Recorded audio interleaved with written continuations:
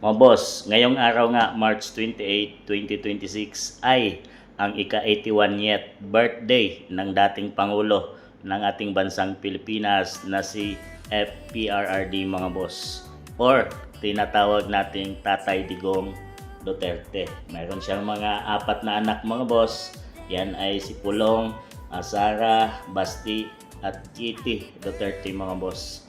So, Papa, happy birthday. We love you and always remember that. Mga boss, kung masakit sa atin na makita at na dinala si Tatay Digong sa ICC Daig at doon para litisin mga boss, ay mas masakit sa mga anak niya mga boss.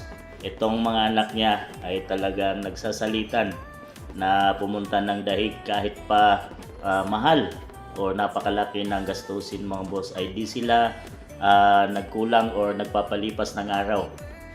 Lagi silang may schedule ang apat na to, pati yung asawa ni Tatay Digong ay may schedule sila para sa alam ko mga boss, tig 1 week or 2 weeks at nagsasalitan sila na pumunta ng Daig. Yun ang pagmamahal nila sa ama nilang si Tatay Digong Duterte. Mga boss, kung mahal nyo at naniniwala kayo kay Tatay Digong, ay sabay-sabay natin siyang batiin ng happy birthday Tatay Digong, at sana may God bless you always. Bigyan ka pa ng magandang pangangatawan at makasurvive pa sa hamon ng buhay.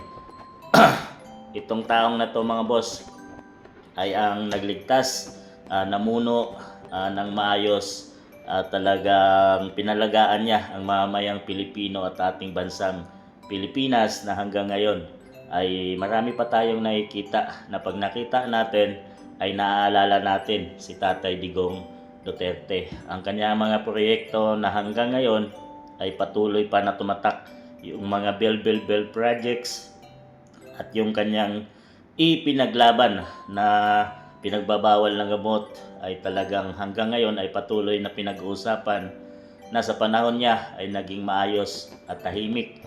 May takot na ang mga taong nagsasamantala sa ating bansang Pilipinas. Ang mga oligarkong namumuno ng mahabang panahon at hindi nagbabayad ng buwis ay nagkaroon ng takot kay Tatay Digong at nagbayad ng tamang buwis, at ginamit ito ni Tatay Digong para sa mga proyekto sa ating bansang Pilipinas. Mga boss, ang taong ito, kinamunghian man ng iba, ay ang lahat ng kanyang ginagawa na kabutihan sa ating bansang Pilipinas, ang ipinalit ay ang makulong siya at litisin sa ibang bansa sa Daig ICC mga boss ng administration ngayon.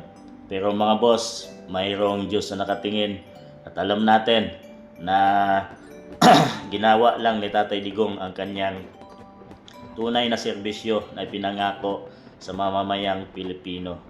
At mga boss, at ito ay pinaghandaan na ni Tatay Digong at talagang itinanggap niya ito na ang lahat ng ito ay part at nakasalalay or nakalinya na sa kanyang buhay. Yan mga boss, sabay-sabay natin ang batiin ng happy 81th birthday Tatay Digong Duterte, ang number 1 president ng bansang Pilipinas. Kayo, bumati na kayo mga boss, at ano ang magiging message nyo kay Tatay Digong? Comment nyo dyan mga boss.